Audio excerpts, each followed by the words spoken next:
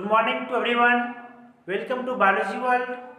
Last class में आपने पढ़ा था एम्ब्रायोसाइट के स्ट्रक्चर के बारे में, यानी कि भ्रूणकोश के संरचना के बारे में। और हमने आपको बताया था कि जो भ्रूणकोश की जो संरचना होती है वह 7 कोशिकीय और 8 केंद्रकीय अवस्था होती है। और हमने आपको एक बात और बताया था कि ऊपर का जो सिरा होता है वह कहलाता है कैलेजल सिरा। ऊपर का जो सिरा था कैलेजल सिरा, और जो नीचे का सिरा था उसको हमने बोला था माइक्रोपाइलर सिरा। और ऊपर 3 कोशिकाएं, जिस कोशिका को हमने कहा था एंटीपोडल कोशिका। फिर हमने आपको बताया था नीचे भी 3 कोशिका होती है, लेकिन इन 3 कोशिकाओं में से जो 2 कोशिका होती है वह होता है सिनर्जिड कोशिका, और एक कोशिका जो होती है वह होता है अंड कोशिका। और बीच में एक बड़ा जो कोशिका होता था उसको हमने कहा था केंद्रीय कोशिका, यानी कि सेंट्रल सेल। और आपको पता होना चाहिए, हमने बताया था कि भ्रूणकोश की सबसे बड़ी कोशिका जो होती है वह होती है केंद्रीय कोशिका। तो इसी से संबंधित हम आपको एक सवाल दे रहे हैं, एक क्वेश्चन दे रहे हैं, जिसका आंसर आपको कमेंट्स बॉक्स में देना है। आपको बताना है, पहला क्वेश्चन है, आप नोट कर लीजिए। फर्स्ट क्वेश्चन आपका है कि भ्रूणकोश की सबसे बड़ी कोशिका कौन सी होती है। भ्रूणकोश की सबसे बड़ी कोशिका कौन सी होती है, और भ्रूणकोश के किस कोशिका में एक से अधिक केंद्रक पाए जाते हैं। इन 2 सवाल का जवाब आपको कमेंट बॉक्स में आकर के देना है। तो चलिए आज का टॉपिक स्टार्ट करने जा रहे हैं। आज का जो टॉपिक है वो है आपका पॉलिनेशन, यानी कि परागण। और परागण के बारे में आपने अंडर 10th के क्लास में भी खूब पढ़ा होगा, लेकिन यहाँ पर भी आपको पढ़ाने जा रहे हैं, लेकिन कुछ अलग तरीके से, कुछ अलग कंटेंट्स हैं यहाँ पर, कुछ एक्स्ट्रा कंटेंट्स हैं जो कि आप क्लास 10th में हो सकता है नहीं पढ़े होंगे। तो परागण के लिए हमने आपको बताया था बस 2 चीजें आपको पता होना चाहिए। एक पुष्प का डायग्राम हमने आपको बताया था, और हमने आपको बताया था कि जो पुष्प का नर भाग होता है उसे हम लोग कहते हैं पुंकेसर, और जो मादा भाग होता है उसे हम लोग कहते हैं स्त्रीकेसर। और ये जो पार्ट हमने अभी बनाया है, ये जो पार्ट बनाया है, यह पार्ट आपका हो जाता है मादा भाग। ये मादा भाग हो गया। और हमने आपको बताया था कि प्रत्येक स्त्रीकेसर के मुख्य रूप से 3 भाग होते हैं, स्टिग्मा, स्टाइल और ओवरी।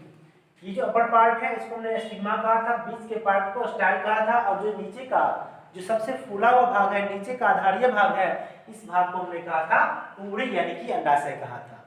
और फिर हमने यहाँ से आपको बताया था पुष्प के जो नर भाग होते हैं उसको हमने क्या कहा था, पुंकेसर कहा था। और प्रत्येक पुंकेसर के मुख्य रूप से 2 भाग होते हैं। सबसे ऊपर का जो शीर्ष वाला भाग होता है, जो शीर्षस्थ भाग होता है, उसे हम लोग परागकोश कहते हैं। ये आपका परागकोश हो जाता है।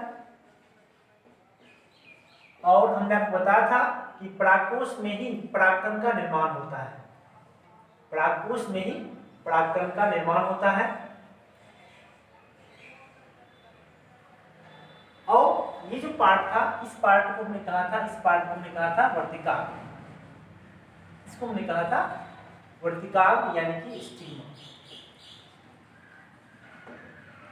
अब देखिए, इस बात से आप निश्चित रूप से परिचित हैं कि परागकोश में ही परागकण बनते हैं। परागकोश में ही क्या बनते हैं, परागकण बनते हैं। आपको याद हो, हमने परागकण की संरचना के बारे में बताया था कि परागकण में सामान्यतः 2 प्रकार की कोशिकाएं होती है। एक बड़ी कोशिका होती है जिसे हम लोग कहते हैं कायिक कोशिका, और एक छोटी कोशिका होती है जिसे हम लोग क्या कहते हैं, जनन कोशिका कहते हैं। और जनन कोशिका से ही क्या होता है, 2 नरिग्मक का निर्माण होता है। तो आपको पता होना चाहिए, हम लोग यहाँ पर पढ़ने जा रहे हैं पुष्पीय पादपों में लैंगिक जनन, और लैंगिक जनन के लिए आवश्यक होता है कि युग्मकों का निर्माण हो। तो यहाँ पर जो नर युग्मक होते हैं वो परागकोश में बनते हैं, यानी कि परागकोश के परागकण में बनते हैं। और जो मादा युग्मक होता है वह अंडाशय के अंदर बनता है। अंडाशय के अंदर जो अभी आपने ठीक यहाँ का जो संरचना बनाया था, 7 कोश के बाद के जो संरचना भी बनाया था, उसी में एक मादा युग्मक अंड कोशिका होती है, और यही अंड कोशिका मादा युग्मक का प्रतिनिधित्व करती है।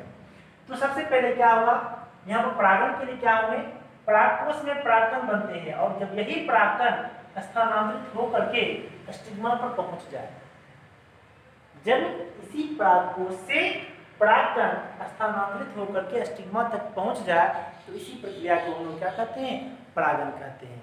तो परागन को आप लोग इस तरह से परिभाषित कर सकते हो कि परागन एक ऐसी प्रक्रिया है, परागन एक ऐसी प्रक्रिया है जिसके माध्यम से पुष्प के परागकोश से वर्तिकाग्र तक, पुष्प के परागकोश से वर्तिकाग्र तक परागकण का स्थानांतरण होता है।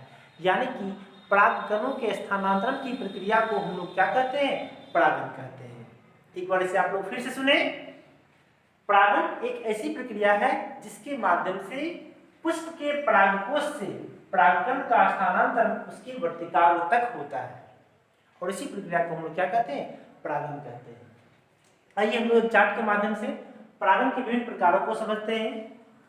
ऊपर आपका परागन है और यहाँ पर हम परागन के प्रकार को लिखे हैं। परागन का जो मुख्य रूप से प्रकार होता है वह 2 प्रकार होता है, लेकिन आप अपने एनसीईआरटी में पढ़ोगे तो आपको वहाँ पर क्या है, सीधे रूप से 3 प्रकार दे रखे हैं। हम पहले यहाँ पर पूरे परागन की प्रक्रिया को हमने 2 भागों में बांटा है, फिर जाकर के उसे हमने आगे चल करके और भी कई भागों में विभाजित किया है विभिन्न प्रकार के तथ्यों के आधार पर।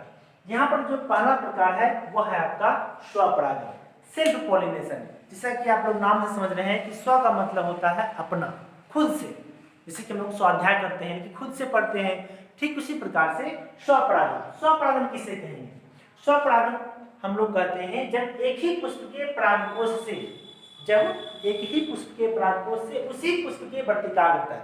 फिर से सुनिएगा, यहाँ पर गौर कीजिएगा, इसी बात पर, यहीं पर आपका जो मुख्य बिंदु है वो यहीं पर है, इसी बात पर आधारित है, इसकी परिभाषा इसी पर आधारित है कि परागन का वैसा प्रकार जिसमें एक ही पुष्प के परागकोश से उसी पुष्प के वर्तिकाग्र तक परागकण का स्थानांतरण होता हो, इसे हम लोग क्या कहते हैं?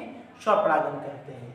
तो यहाँ से आप लोग देखिए, पहला जो टाइप है वह स्वपरागन है और जो दूसरा प्रकार है वह है आपका परपरागन। ऐसा हो सकता है कि परागन की प्रक्रिया के दौरान एक ही पादप के विभिन्न पुष्पों के बीच भी परागन भी हो सकता है, या फिर एक पादप के एक पुष्प का परागकण का स्थानांतरण दूसरे पादप के अन्य पुष्पों तक हो सकता है। तो इन्हीं तथ्यों के आधार पर परागन को विभाजित किया गया है। पहला है आपका स्वपरागन और दूसरा है आपका परपरागन। तो स्वपरागन का जो पहला टाइप है वह है आपका स्वयुग्मन। स्वयुग्मन यानी कि आप इसे मिले जुले रूपों में स्वपरागन के रूप में भी आप इसे व्यक्त कर सकते हो। स्वयुग्मन एक ऐसी प्रक्रिया है जिसमें परागकण का स्थानांतरण उसी पुष्प के परागकोश से वर्तिकाग्र तक होता है। इसे हम लोग क्या करते हैं? स्वयुग्मन कहते हैं। तो परागन की वैसी प्रक्रिया जिसमें परागकण का स्थानांतरण एक ही पुष्प में। तो यहाँ पर आपको निश्चिंत हो जाना है, जो ही स्वयुग्मन की बात आएगी आपको समझ में आ जानी चाहिए स्वयुग्मन हो रहा है, इसका मतलब है उसी पुष्प का परागकण उसी के वर्तिकाग्र पर पहुंच रहा होगा। ये बातें यहाँ से क्लियर होती है। तो परागन की वैसी प्रक्रिया जिसमें परागकण का स्थानांतरण एक ही पुष्प में परागकोश से वर्तिकाग्र तक होता है, स्वयुग्मन कहलाता है। ये बातें यहाँ से क्लियर होती हैं कि स्वयुग्मन की जो प्रक्रिया होगी वो एक ही पुष्प के अंदर होगी।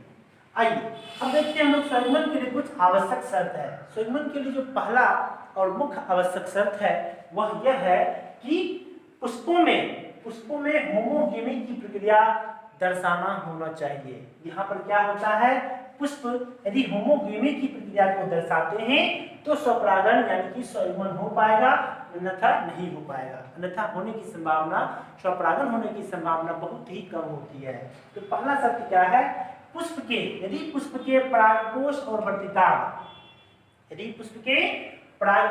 वर्तिकाग्र दोनों एक ही समय में विकसित होते हो, दोनों एक ही समय में परिपक्व होते हो, तो इस प्रकार यहाँ से स्वयुग्मन हो सकता है, अन्यथा होने की संभावना नहीं बन पाती है।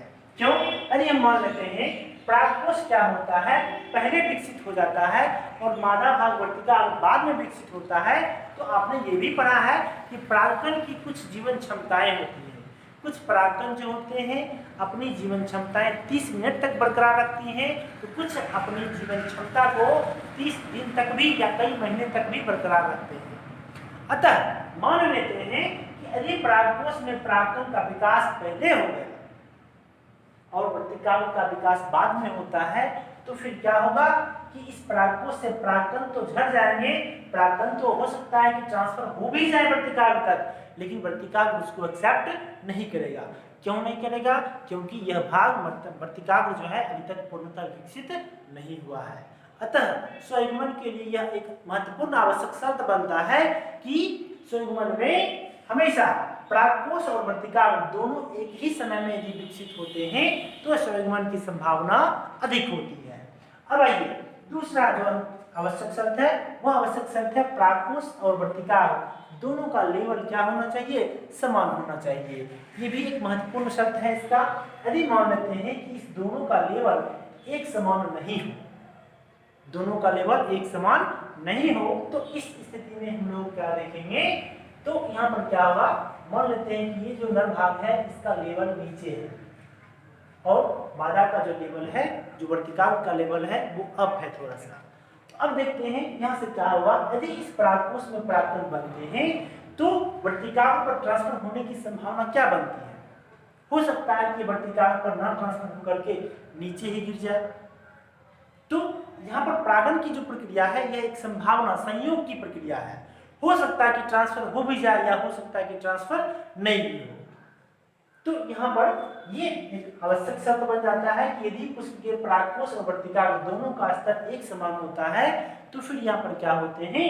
दोनों में यहाँ पर स्वयुग्मन की जो संभावनाएं होती हैं वो अधिक हो जाती हैं, पहले की अपेक्षा अधिक हो जाती हैं। तो ये आपका क्या था? स्वयुग्मन था। अब देखिए नेक्स्ट पॉइंट क्या करता है?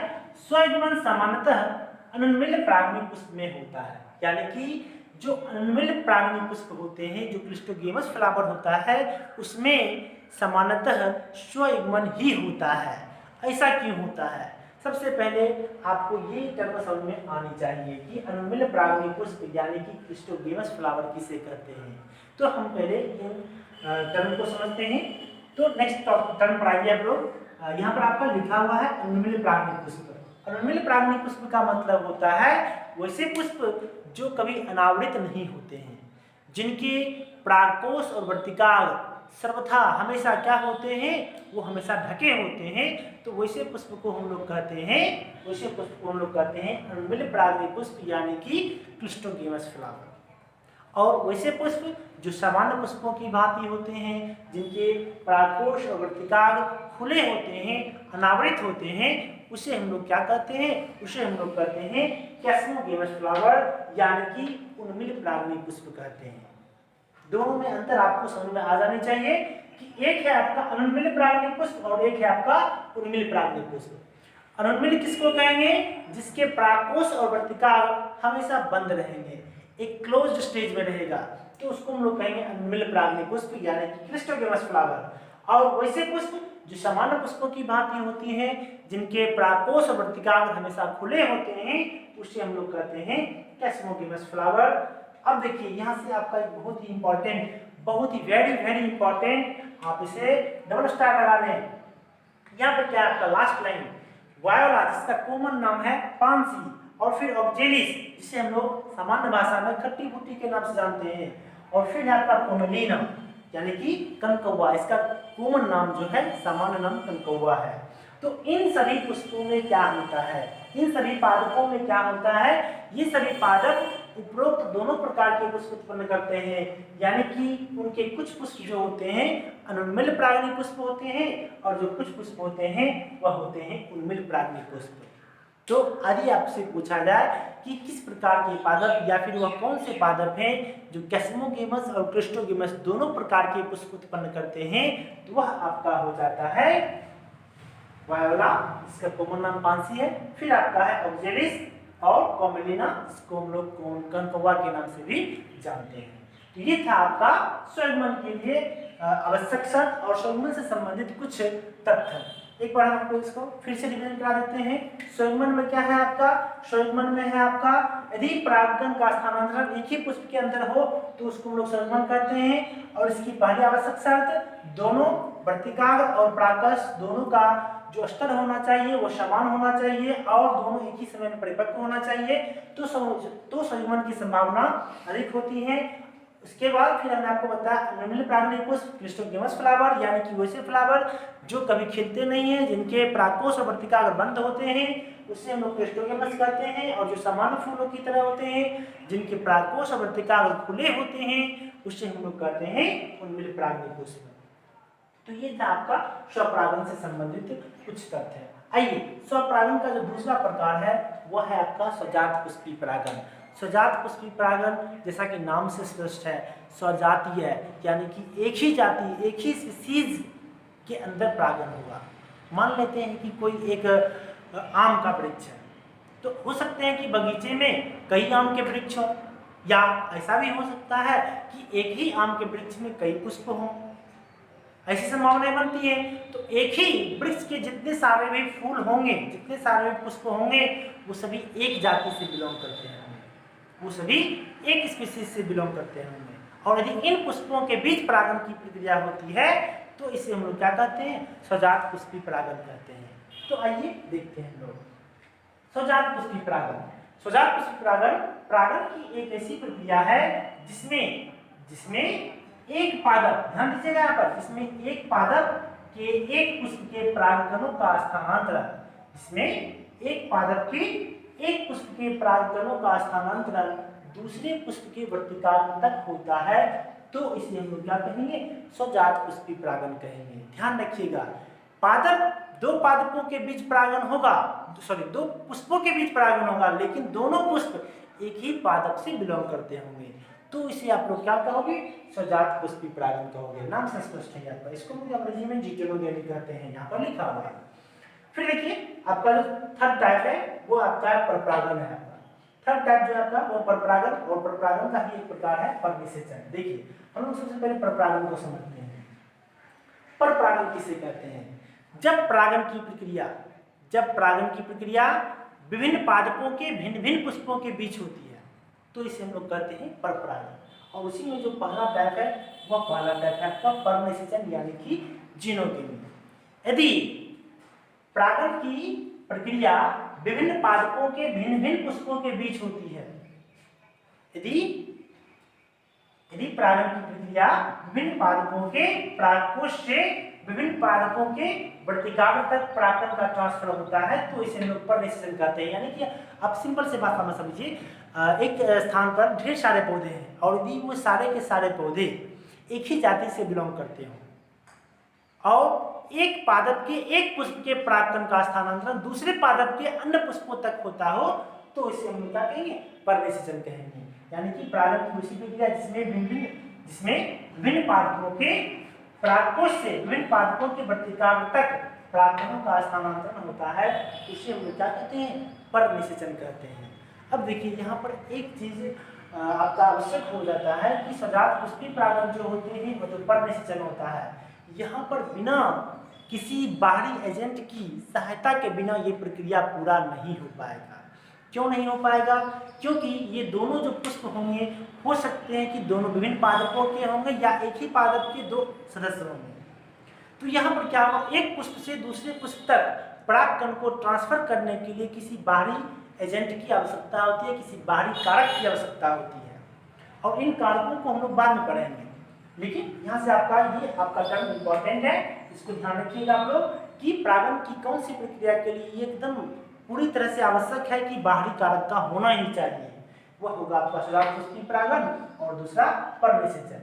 अब आइए, परपरागन का ही प्रकार है, लेकिन जो दूसरा प्रकार है वह कारकों के आधार पर है। कारक क्या होते हैं, यहाँ पर ये जो कारक होते हैं ये वैसे कारक होते हैं, वह एजेंट होते हैं जो पुष्प के परागकोश से परागकण को ट्रांसफर करते हैं वर्तिकाग्र तक। और हो सकता है कि ये जो ट्रांसफर की जो प्रक्रिया है, यहाँ पर जो परागकण के जो स्थानांतरण की प्रक्रिया है वह दो पुष्पों के बीच हो और वो दोनों पुष्प एक ही पादप या अन्य पादपों के भी हो सकते हैं। तो यहाँ पर यह कारक जो होता है परागकणों के स्थानांतरण की प्रक्रिया को संपन्न करता है। तो आइए हम लोग उन्हीं कारकों को देखने जा रहे हैं। तो आशा करते हैं कि ये सब आपको अच्छी तरह से समझ में आ चुका होगा। आप लोग इसका पहले एक बार स्क्रीनशॉट रख लें।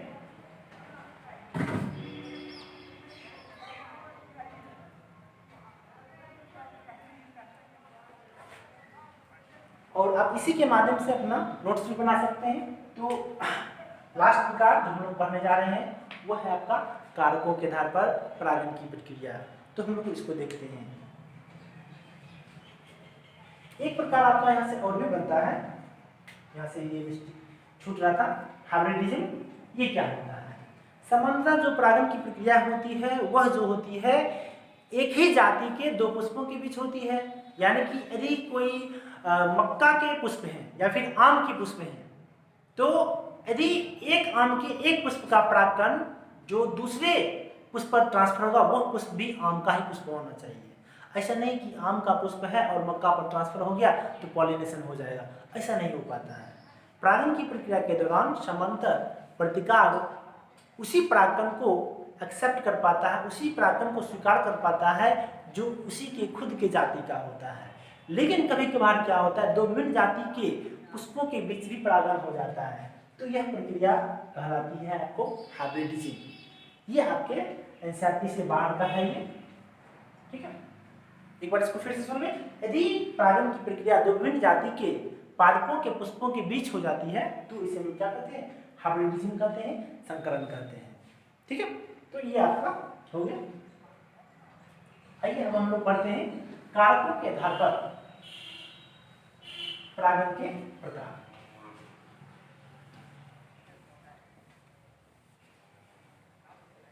अब देखिए, सबसे पहले हम लोग कारक के बारे में कुछ समझ लेते हैं। ये कारक क्या होते हैं? ये कारक जो होते हैं ये दो प्रकार के हो सकते हैं। इसे आप लोग दो समूह में बांट सकते हैं। पहला जो समूह होगा वह होगा आपका अजैविक कारक,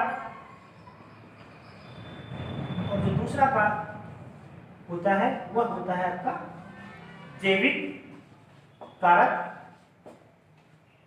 अजैविक कारक को हम लोग कहते हैं एबायोटिक फैक्टर, और ये कहलाता है आपका बायोटिक फैक्टर। एबायोटिक फैक्टर में वैसे फैक्टर, वैसे कारक आते हैं जो निर्जीव घटक होते हैं, जैसे कि वायु, एयर,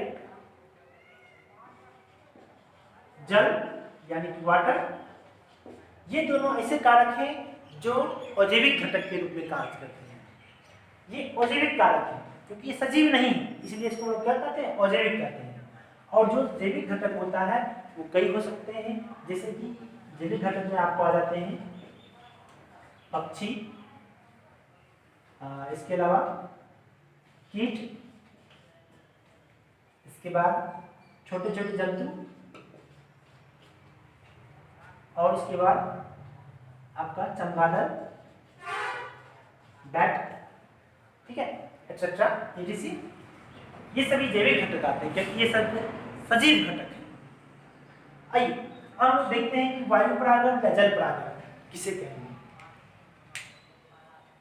इसे आप लोग नोट कर लें।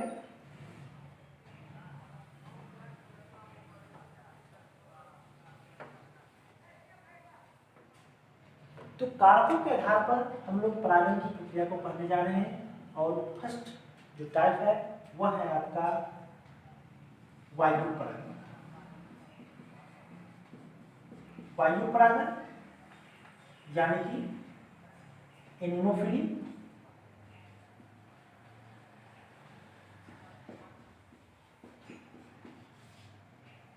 एनिमोफिली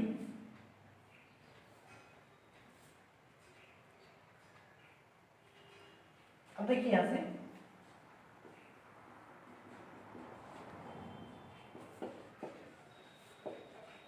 एक चीज आपको यहाँ पर ध्यान रखनी होगी।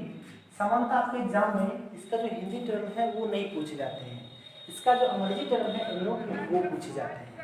इसीलिए आगे से हम इसका ज़्यादातर ये इंग्लिश टर्म का ही हम लोग इस्तेमाल करेंगे। एनिमोफिली यदि हम बोले तो आपको समझ में आ जाना चाहिए कि हम क्या कहने जा रहे हैं, ठीक है।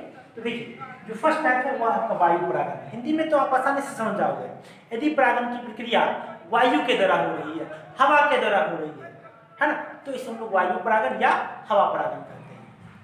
अब आइए हवा परागण जिन पुष्पों में होता है उसकी क्या विशेषताएं होती हैं। हवा परागण जिन पुष्पों में होता है वो सामान्यतः आकर्षक नहीं होते हैं, सुगंध विहीन होते हैं। क्योंकि हवा एक निर्जीव घटक है, हवा को इससे नहीं मतलब है कि कोई सुगंधित है या नहीं है, कोई आकर्षक है या नहीं है, कोई रंगीन है या नहीं है, क्योंकि हवा यानी कि वायु एक निर्जीव घटक है। तो सामान्यतः वायु द्वारा जो परागित होने वाले पुष्प होते हैं वो आकर्षक नहीं होते हैं, रंगीन नहीं होते हैं, रंगहीन होते हैं और सुगंध विहीन होते हैं। तो ऐसा क्वेश्चन आपके एग्जाम में कई बार पूछा भी गया है कि परागन की किस प्रक्रिया में, निम्न में से किस परागन की प्रक्रिया में जो परागन की प्रक्रिया होती है वो वायु द्वारा होती है, या फिर आपको इस तरह से भी पूछ दिया जाएगा कि किस प्रकार के परागन में, या फिर रंगहीन पुष्प, सुगंधविहीन पुष्प, इन सभी पुष्पों में परागन की कौन सी प्रक्रिया होने की संभावना बनी रहती है। तो यहाँ से आपका हो जाता है वायु परागन यानी कि एनिमोफिली। तो ध्यान रखिएगा इस बात को। अब ये दूसरा तरह है इसका, वह है आपका जल परागन। जल परागन यानी कि इसको हम लोग हाइड्रोफिली के नाम से जानते हैं। हाइड्रोफिली, हाइड्रो एक ग्रीक भाषा का शब्द है, हाइड्रो उसी से बना हाइड्रोफिली, जिसका अर्थ होता है वाटर। यानी कि यदि परागन की प्रक्रिया जल के माध्यम से होती है तो ये तो बात यहाँ से श्योर हो जाती है कि इस प्रकार की जो परागन है वह जलीय पादपों में ही होगा, जलीय पुष्पों में ही होगा, क्योंकि जल स्थल पर उड़ करके या फिर किसी भी माध्यम से नहीं आएंगे कि परागन हो सके। इसलिए जो जल परागन होगा, जो हाइड्रोफिली होगा, वह जलीय पुष्पों में ही होगा। ठीक है, तो इस बात को आपको ध्यान रखना है। इसके एग्जाम्पल ज़्यादा पूछे जाते हैं आपको। इसके एग्जाम्पल में आपको आता है हाइड्रिला,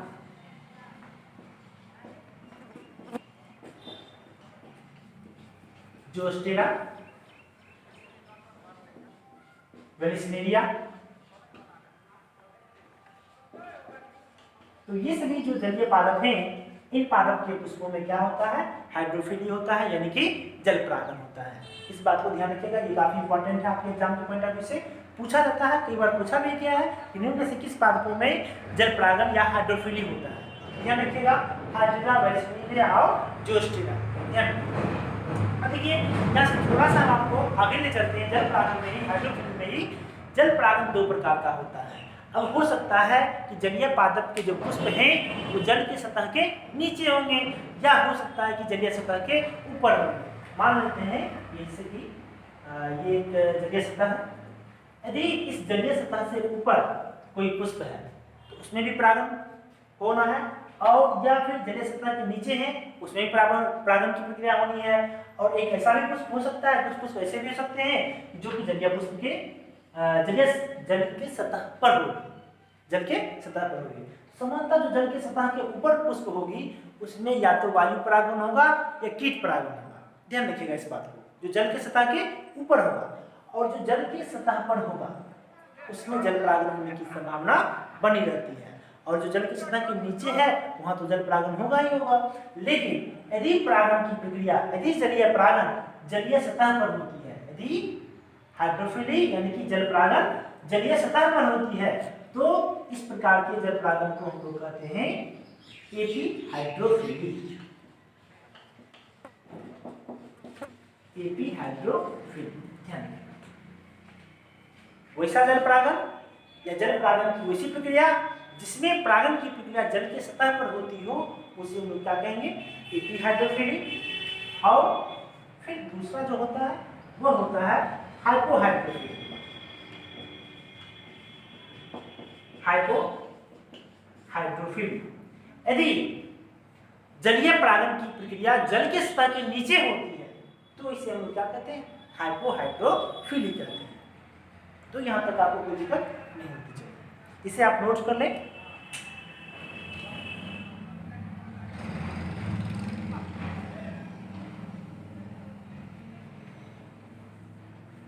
आइए जो अगला टाइप है उसे हम लोग देखने जा रहे हैं।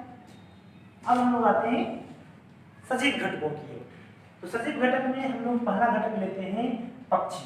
और यदि किसी पुष्प में पक्षी के द्वारा परागन की प्रक्रिया हो रही है तो उसे हम लोग कहते हैं ऑर्निथोफिली। सामान्यतः यहाँ पर जो छोटे छोटे बर्ड्स होते हैं, जैसे कि हमिंग बर्ड हो गया, जो दुनिया का सबसे छोटा बर्ड है, सबसे छोटा पक्षी है, तो उसके माध्यम से परागण की प्रक्रिया होती है। तो यदि परागण की प्रक्रिया पक्षी द्वारा होती है तो उसे हम लोग कहते हैं पक्षी परागण या फिर ऑर्निथोफिली। पक्षी परागण या फिर ऑर्निथोफिली, नाम से स्पष्ट है। इसमें कौन सा एजेंट, कौन सा कारक शामिल होगा, तो वो पक्षी शामिल होगा, ध्यान रखिएगा। अब आइए जो फोर्थ टाइप है वह है आपका कीट परागण यानी कि एंटोमोफिली।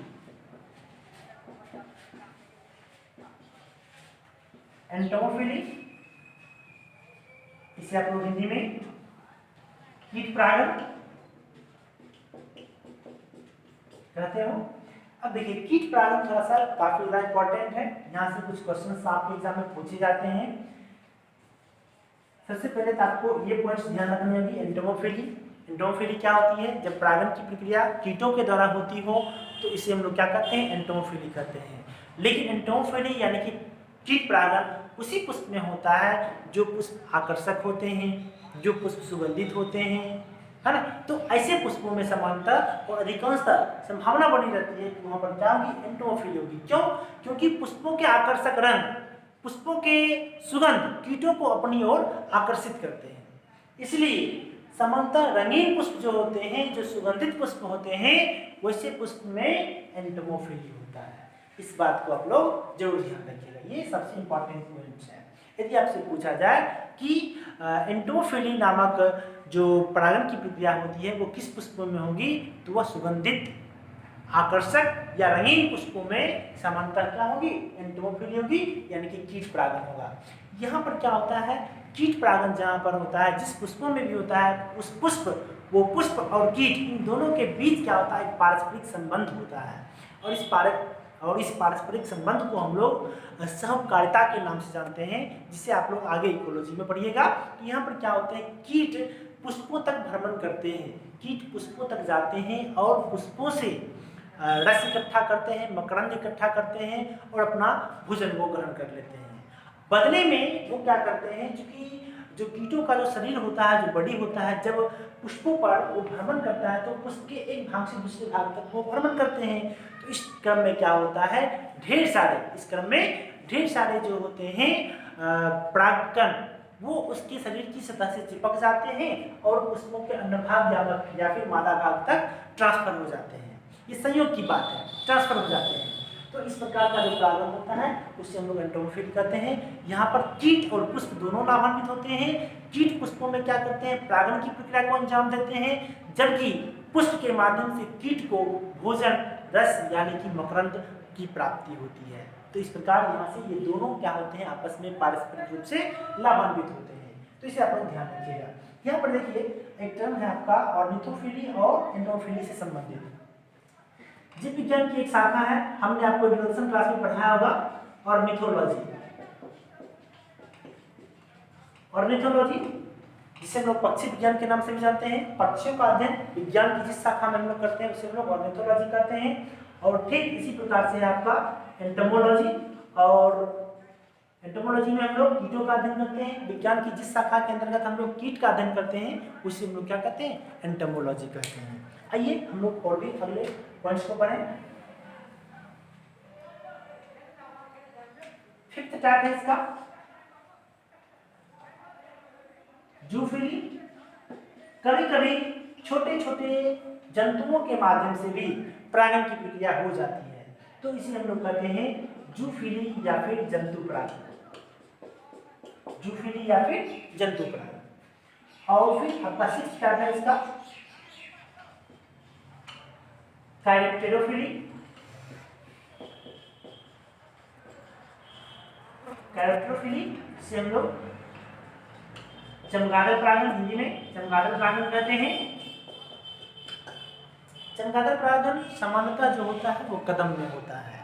यहाँ पर जो बाहरी एजेंट का जो परागकण के स्थानांतरण का काम करते हैं वो क्या होते हैं, चमगादड़ होते हैं। यानी कि जब परागकणों का स्थानांतरण चमगादड़ के माध्यम से होता हो तो उसे हम लोग चमगादड़ परागण यानी फिर यानी कि हम लोग इसको क्या बोलेंगे, कैरेक्टरोफिली कहेंगे। एक और आपका है लास्ट टाइप है, 7th टाइप है, वो है आपका मालाकोफिली।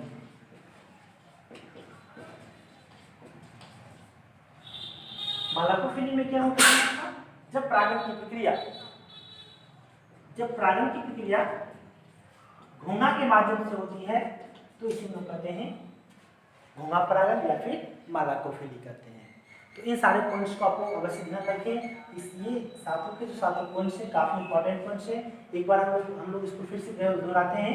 यदि परागण की प्रक्रिया वायु द्वारा होती है, यदि परागण की प्रक्रिया वायु द्वारा होती है तो वायु परागण यानी कि हेमोफिली, और यदि परागण की प्रक्रिया जल के द्वारा होती है, जल के माध्यम से परागकण ट्रांसफर होते हैं, जल परागण यानी कि हाइड्रोफिली। हाइड्रोफिली दो प्रकार के होते हैं, एपीहाइड्रोफिली और हाइपोहाइड्रोफिली। एपीहाइड्रोफिली में क्या होता है, परागण की प्रक्रिया जल की सतह पर होती है और हाइपोहाइड्रोफिली में जलीय सतह के नीचे होती है। जब परागण की प्रक्रिया पक्षी के द्वारा होती है तो इसे हम पक्षी परागण या फिर ऑर्निथोफिली बोलते हैं। जब परागण की प्रक्रिया कीट के द्वारा संपन्न होती है तो कीट परागण या फिर एंटोमोफिली बोलते हैं। जब परागण की प्रक्रिया जंतु के माध्यम से होती है तो इसे हम क्या बोलते हैं, जंतु परागण या फिर जूफिली बोलते हैं। जब परागण की प्रक्रिया चमगादड़ के माध्यम से होती है तो इसे हम लोग कैरेक्टरोफिली या फिर चमगादड़ परागण कहते हैं। और जब परागण की प्रक्रिया घोंघा के माध्यम से होती है तो इसे हम लोग घोंघा परागण या फिर मालाकोफिली कहते हैं। तो आपको ये सारे के सारे पॉइंट्स याद होने चाहिए और इससे संबंधित कुछ सवाल हम आपको देंगे, अगले लेक्चर में देंगे। आप लोग तब तक इसका नोट्स बनावें और इसको खूब रिवाइज करें। यदि आपको समझ में नहीं आ रहा है तो आप फिर इसको फिर से वीडियो को फिर से रिपीट करें और फिर से देखें। और एक बात और, आप लोग चैनल को सब्सक्राइब नहीं करते हो और आप इस चैनल को सब्सक्राइब करो। यदि आपको ये वीडियो अच्छा लग रहा है तो इस चैनल को लाइक कीजिए, सब्सक्राइब कीजिए, आगे इसको शेयर भी कीजिए। Till then take care, be happy. मिलते हैं हम लोग किसी अगले लेक्चर में, तब तक के लिए गुड बाय।